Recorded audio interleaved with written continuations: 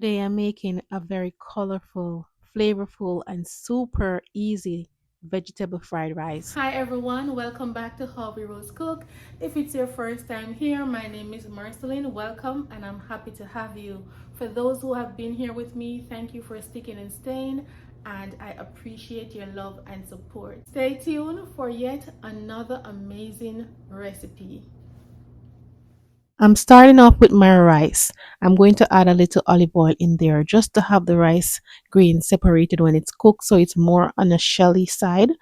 Also, to add some color, you can add a pinch of turmeric, curry, or some saffron.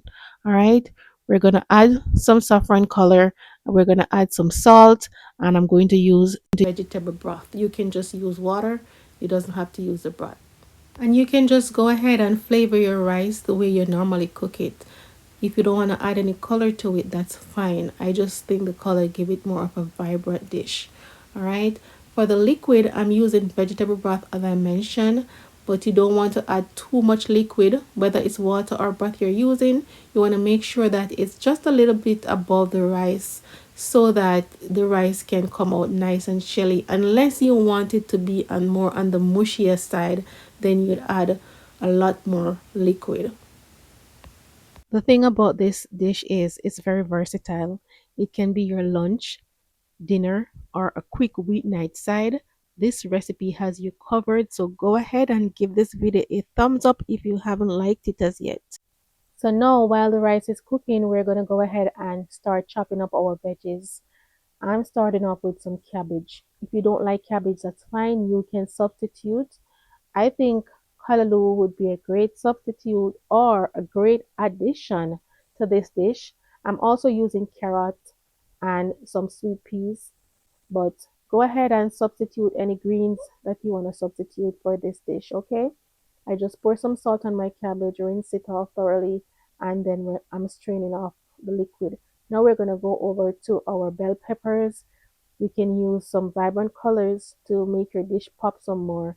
And I'm chopping up some onion and tomatoes. Garlic would be a great addition to this dish as well.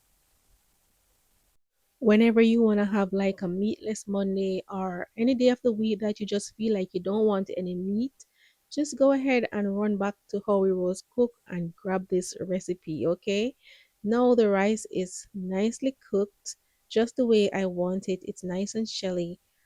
And of course, I wouldn't do the video any justice if I don't go ahead and pour some in my hand.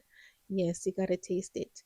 So now I pour my olive oil in my heated pan. We're gonna saute our bell peppers and onions to release some fragrance. You can do the onions first. I just go ahead and do all of them all at once.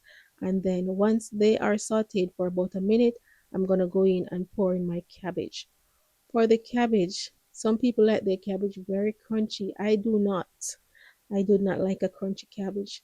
It doesn't have to be extremely soft, but it must be on the softer side for me. So when you're cooking your cabbage, cook it to your preference. I'm just going to cover the pot for like a minute just so that the cabbage can get to reduce. All right, now soak up some liquid. And once it reduces just like this, we're going to go ahead and add our seasoning. Season to your preference. You can use some vegetable bouillon. This is some garlic and herb seasoning. It tastes really lovely whenever I use it on anything at all. So you can get that as well. And we're going to go ahead add in some vegetable bouillon, and I also use some adobo seasoning. Just go ahead and season to your preference. You don't necessarily have to use the same seasoning that I used.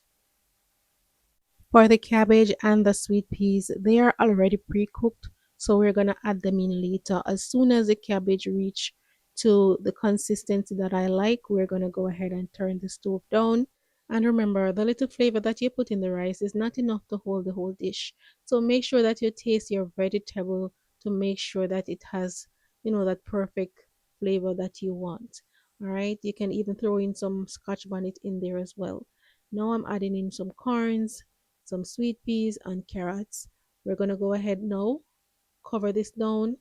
I'm going to add a scotch bonnet in there, but not to make it spicy, just to add a little flavor. I punctured a scotch bonnet. We're going to place it in there later on, and we're going to cover this down for just a minute so that the green peas and the carrots and the corns can get to absorb some of that flavor. For the rice, if you have time and you can make the rice overnight, normally when you're making like a fried rice, you want to make sure that you use a old rice from the fridge. It's better. So if you want to do that, I'm using fresh rice that I just cook and it tastes delicious just the same. And I got a great result from it. I'm just suggesting if you want to cook the rice overnight or earlier in the morning and put it on the fridge. All right, so now I'm tasting it and it tastes perfect. I'm gonna go in and add in my rice.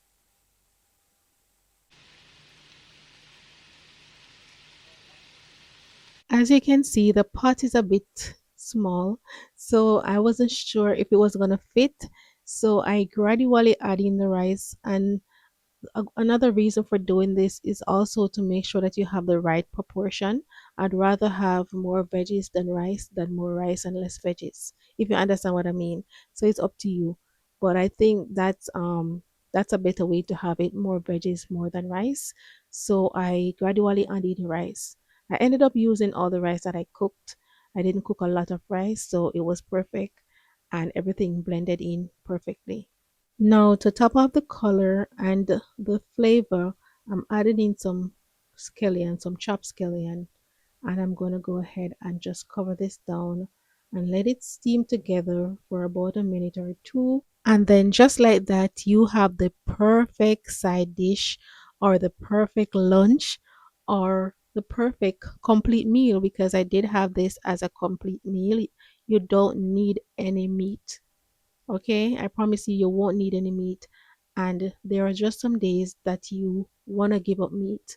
So, this is one of the perfect dish that you can use to substitute.